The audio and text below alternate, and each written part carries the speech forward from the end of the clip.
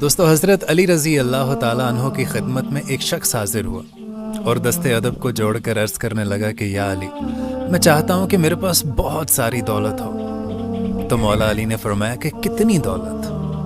تو وہ شخص کہنے لگا کہ اتنی دولت کہ میں گن نہ سکوں۔ تو مولا علی نے ارشاد فرمایا کہ جا کے اپنے والدین کی خدمت کر۔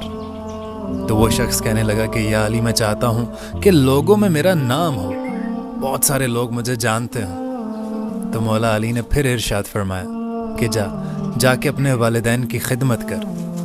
تو وہ شخص کہنے لگا کہ یا علی، میں چاہتا ہوں کہ لوگوں کے دلوں میں میرا گھر ہو، کیونکہ بہت سارے لوگوں کو آپ جانتے ہوتے ہیں لیکن آپ انہیں چاہتے نہیں ہیں۔ تو وہ کہنے لگا کہ میں چاہتا ہوں کہ لوگوں کے دلوں میں بھی میرا گھر ہو۔ تو مولا علی نے ارشاد فرمایا کہ پھر جا کے اپنے والدین کی خدمت کر۔ اس نے 5-6 چیزیں کہیں اور بار بار مولا علی نے یہی ارشاد فرمایا کہ جا کے اپنے والدین کی خدمت کر۔ اور مولا علی نے یہ جملہ ارشاد فرمایا اور بات ختم کر دی کہ تو اس دنیا کی بات کرتا ہے، میں تم سے یہ بھی کہتا ہوں کہ تمہاری آخرت کا معاملہ بھی تمہاری والدین کی خدمت سے ہے۔ سبحان اللہ، اتنا اونچا درجہ ہے ہمارے ماں باپ کا۔